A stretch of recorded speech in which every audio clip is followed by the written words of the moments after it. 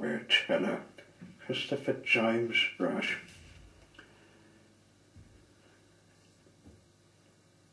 Not very long ago, in the top left-hand corner, in the land of the Mr. Man, there was a property. It wasn't a very long property, or a very clean property, but it was called Meanish Cottage, and it was all there was. Is a cottage which doesn't look interestingly good. It looks unbuilt and more like a scavenger place, as some pretty brown girl with a big fat belly and spends most of the day being lazy, sitting on a couch and having a hand on her tongue. And inside of this strange,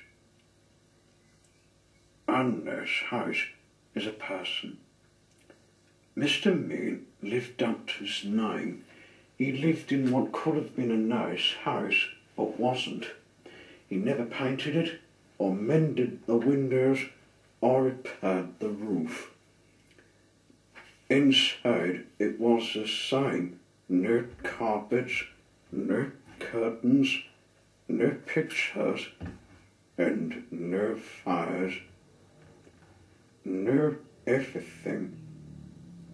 The fire was not burning. That's why there were no fires. And Mr. Min's so mean, he made his furniture out of old orange boxes, and then he complained about the price of nails. Well, he was so mean. Do you know what he gave his brother last Christmas, yeah? A piece of coal. It wasn't as if Mr. Mean didn't have any money. Oh no, he had lots of money, and it kept it all hidden in a box which it kept in the kitchen. Every evening he'd sit there counting it. It was the only thing Mr. Min liked doing, but would he spend it? Old no. Old no. Not many. Not if he can help it. Now, one fine day, it was a lovely summer morning, Mr. Mean was sitting in his gloomy kitchen, having a gloomy meal. He only had one meal a day, and that day he was having a cup of water and a piece of bread which was 3 weeks old. Just that one breakfast. Suddenly, he was interrupted by a knock at the door. Drat, he said, because he didn't like people. Drat and bother.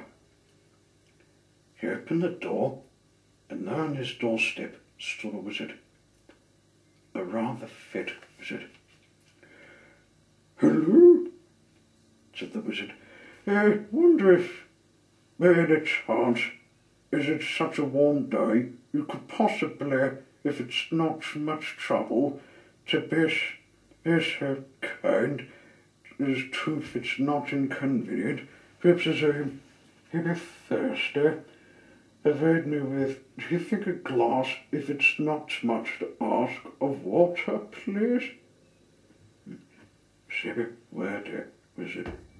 But Mr. Mean just said, no. He said rudely, and shut the door in his face, and went back into his kitchen to finish his mega meal.